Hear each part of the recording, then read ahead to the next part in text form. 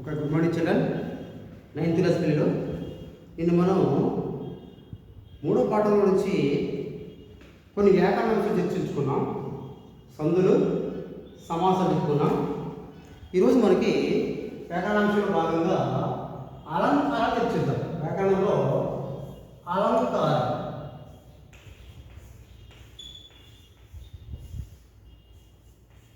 Okay, అలంకారాలు చర్చించుకుందాం. అలంకారం అంటే ఏంటి? ఒక కావ్యానికి పద్య భాగం కావచ్చు, గద్య భాగం కావచ్చు, అలంకారాలు ఆ రచనకి అందాన్ని చేకూర్చి పెడతారు.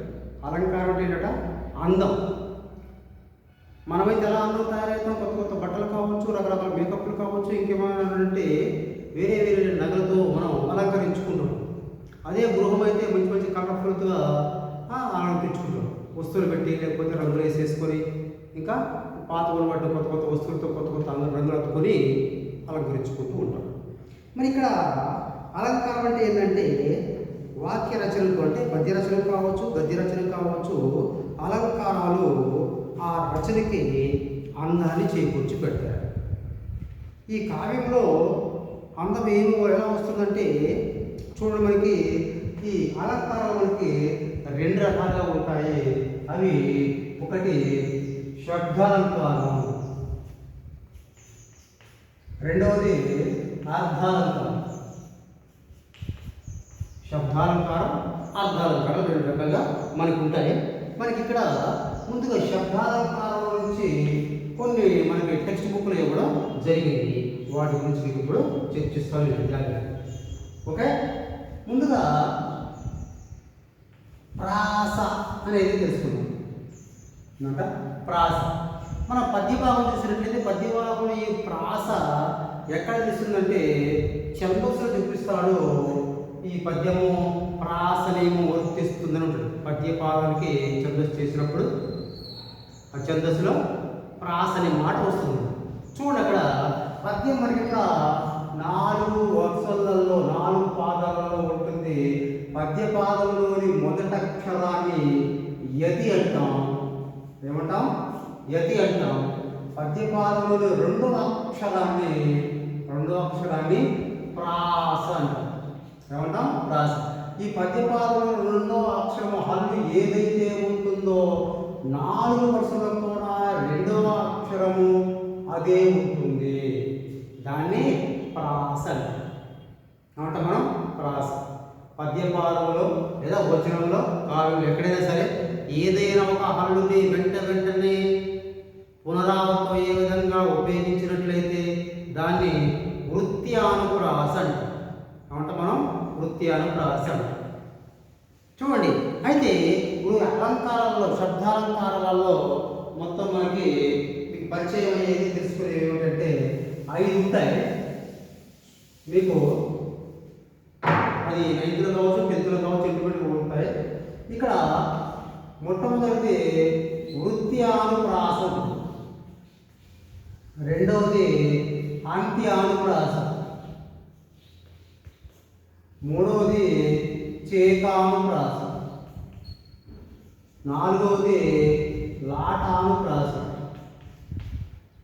ఐదవది యమకం. ఇలా 5 రకాలుగా ఉంటాయి. ఇందులో మీకు మన టెక్స్ట్ బుక్లో మీకు ఇచ్చింది ఏంటంటే అంత్యానుప్రాస గురించి ఇచ్చారు. దీన్ని తెలుసుకోవడానికి ముందు ఇది తెలుసుకుందాం. ఇది తెలుసుకుంటే మీకు అది తెలుసుకున్నాం. వృత్యం అంటే ఏంటి అంటే ఏదైనా ఒక హల్లుని వెంటనే పలుమార్లు ఉపయోగించినట్లయితే దాన్ని వృత్యానుప్రాస అంటాం. ఉదాహరణ ఏంటంటే చిట్టపట్ట చిందుకుళ్ళు పడుతూ ఉంటే అని ఒక పాట ఉంది. అందులో చూడండి, చిట్ట పట్ట చినుకులు, చిట్ట పట్ట చినుకులు. ఇక్కడ చిట్ట పట్ట ఇట్ట వెంట మనకి వినపడుతుంది. చిట్టపట్ట చినుకులు టప టపమని పడతాయి. రాస్తున్నాము. చిట్టపట్ట చినుకులు టప టప,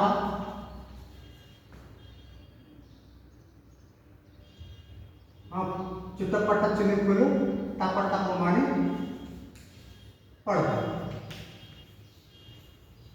ఇలా ఉన్నాయి కదా. ఈ వాక్యంలో ఈ టా టా టా టా అనేది ఎక్కువ సార్లు వినిపిస్తూ ఉంది. అలా రాయడాన్ని ఏమంటామట వృత్యానుప్రాసం అంటారు. ఇది ఏ అలంకారం? ఇది శబ్దాలంకారంలో ఒకటి. మీకు టెక్స్ట్ బుక్ ఏమిచ్చాడంటే అంకియాల ప్రాస ఇచ్చాడు. ఏమిచ్చాడు మీకు? మూడో పాఠం ఏంటి మనకి? వలస కూలీలో ఎప్పుడు వస్తావో లేబరి పాలమూరు జాలి. పై వాక్యంలో రీ ఉంది, రెండో వాక్యంలో కూడా రీ ఉంది. ఓకేనా? అది చివరికి రీ రావడాన్ని ఏమంటామంటే అంత్యం, అంటే చివర అంత్యాను ప్రాస అంటాం. అట్లాగే ప్రతి మాట కూడా చూడండి. గుడ్ల గుడ్డ డొక్కల గుంజుడు చూడండి. అక్కడ గుడ్డ డొక్కలు గుంజిన వానపాములు ఎండిన. అక్కడ రాసుకోండి. వేరండి. గొడ్ల డొక్కలు గుంజిన వానపాములు ఎండిన. ఇలా ఇచ్చాడు. ఇచ్చాడా? గుడిసెకు విసిరేసి పోతివా, నడుముకు చుట్టుకు పోతివా, పోతివా పోతివా. గుంజిన నా ఎండిన గుంజి. ఇదట చివరికి ఒకటే అన్నం ఉపయోగించింది కాబట్టి దీని అక్కడ ఉపయోగించాడు. ఇది ప్రాసే. ఇక్కడ మీకు ఏమని చెప్తా? 4 వరుసలలో రెండో అక్షరం ఏదైతే ఉంటుందో 4 నెలలు అదే ఉంటుందో ప్రాస చెప్పారు. ఇది చివర ఉంది కాబట్టి దీన్ని అంత్యానుప్రాస అంటారు. ఓకేనా?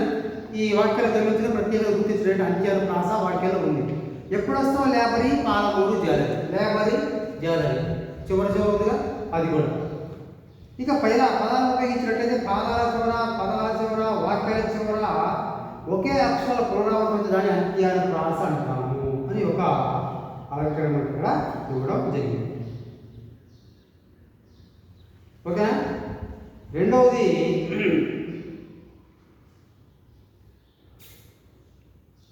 వాటి తర్వాత మీకు ఇందులో ఒకటి ఇచ్చాడు. ఇవి ఇవ్వలేదు, తర్వాత చెప్పుకున్నాము. మిగతా ఈ అవసరం ఉంది అక్కడ. తర్వాత ఇక్కడ 9th క్లాస్ పిల్లలకి సమాసం ఇచ్చాడు. ఏమిచ్చాడు? సమాసాలు ఇచ్చాడు. అవి 2 చూసుకున్న తర్వాత వచ్చాడు. చూడండి.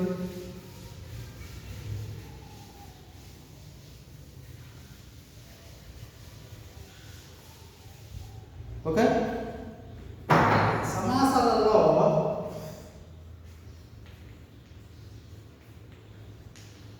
సంభావన, పూర్వపద, కర్మధారయ, సంభావన, పూర్వపద, కర్మధారయ సమాసం. సంభావన అంటే ఏంటి? పిలవడం. వ్యక్తి పేరు పెట్టి కావచ్చు, స్థలం పేరు పెట్టి కావచ్చు. ఇప్పుడు మీకు ఉదాహరించినట్టు ఇక్కడ భద్రాచలం ఇచ్చాడు. భద్రాచలం. అచలం అంటే కొండ. భద్ర అంటే పేరు. భద్ర అను పేరు గల కొండ. భద్ర అను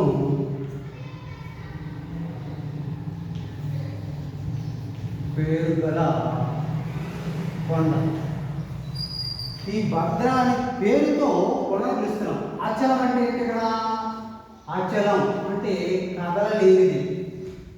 అచలం అంటే కదా కదలలేనిది. కదలలేనిది ఏంటది? కొండ కదిలిందా? కదలదు. అచలం అంటే కొండ. ఇక్కడ భద్ర ప్లస్ అచలం, భద్రాచలం అంటే కదలలేని కొండ. అంటే ఆ కొండ పేరు భద్ర అనే పేరు. ఆ పేరుని పెట్టి పిలుస్తున్నాం. ఆ పేరు ఎలా ఉంది? ఇక్కడ 2 పదాలు ఉన్నాయా? ఇది పూర్వపదం, ఇది పరపదం. పూర్వపదం ముందే ఉంది. ఏంటిది? పేరు అంటే నామవాచకం. ఓకేనా? ఈ పేరు ముందే ఉంది కాబట్టి దాన్ని పెట్టి పిలుస్తున్నాం కాబట్టి సంభావన, సంబోధించడం, పిలవడం. దాని పేరు పెట్టి పిలుస్తున్నాం కాబట్టి దాంట్లో టెక్స్ట్ బుక్లో వివరణ కూడా జాగ్రత్తగా ఇచ్చాడు. చూడండి. పై సమాసంలో భద్ర అనే పేరు గల కొండ ఉంది. అది నామవాచకం అంటే సంజ్ఞ లేదా పేరు గుర్తు. సంజ్ఞ అంటే గుర్తు, లేదంటే పేరు. ఆ పేరు పెట్టి పిలుస్తున్నాం కనుక ఆ పేరులో మొట్టమొదటి పేరు ఉంది కాబట్టి అది పూర్వపదం. పూర్వపదం ఏంటి? సంభావన, సంజ్ఞ, గుర్తు అలా ఉంది కాబట్టి ఇది సంభావన పూర్వపద కర్మధారయ సమాసంగా చెప్పుకోవచ్చు. రెండోది ఇంకొకటి కూడా చూడండి. దీని తర్వాత ఇంకొకటి ఉంది మీకు.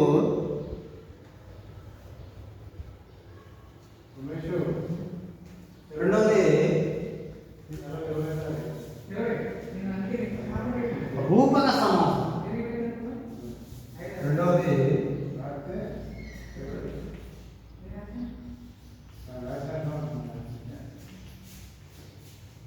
రూపక సమాసం. రూపక సమాసం అంటే ఒకటి చూడండి.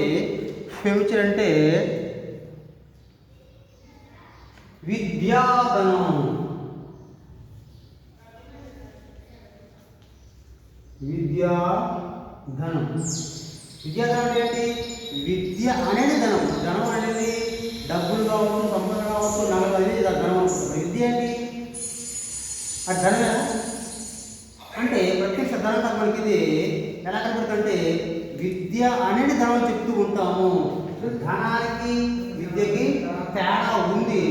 తేడా ఉన్నప్పటికీ కూడా తేడా లేనట్టుగా చెప్పడం అంటే ఉపమాన ఉపమేయాలకు భేదం ఉన్నా లేనట్టు చెప్పడాన్ని ఏమంటే మనం రూపక సమాసం అంటాం.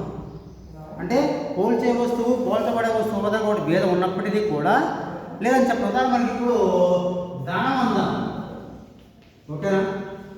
ధనం. ఇంకొకటి విద్య అంటే విద్యని ధనాంతో పోల్చాడు, ఓకేనా? విద్య అనేది ధనం.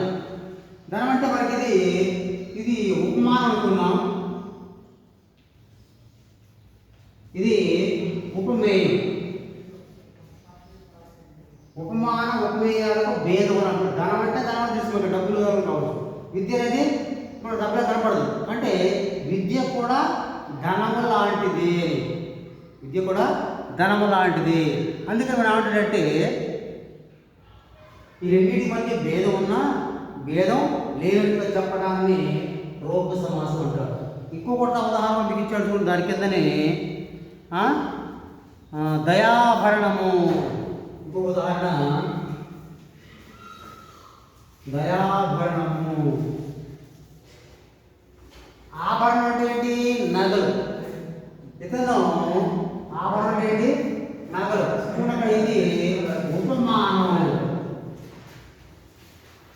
ఇది ఉపమానం. ఇది ఉపమేయం. దయని అలంకారంగా ధరించడం అంటే దయని ఎల్లప్పుడూ కలిగి ఉండడం. అతనికి ఆభరణాలు అంటే ఏంటి?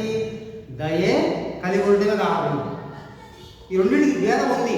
అయినప్పటికీ కూడా అతను దాన్ని అంత పటిష్టంగా జాగ్రత్తగా దాన్ని అనుసరించడం, పాటించడం, చూసా తప్పకుండా ఉండడం. అది అతనికి అలంకారకార్యంగా ఉంది. నగలంటే ఏంటి? నగల అలంకారం తీసుకొచ్చి పెడితే ఇతనికి దయాగుణం కలిగి ఉన్నది ఇతనికి ఆభరణంగా ఉంది. ఒకరి చిల్డ్రన్ ఇందులో మీకు ఇది రెండు రకాల సమాసం ఇక్కడ చెప్పుకోవడం జరిగింది. ఓకే, ఆ రెండింటిని మీరు ఒకసారి గుర్తిస్తే సరిపోతుంది. నెక్స్ట్ రేపటికి ఇంకో పాఠంలోకి వెళ్దాం. Okay children, bye.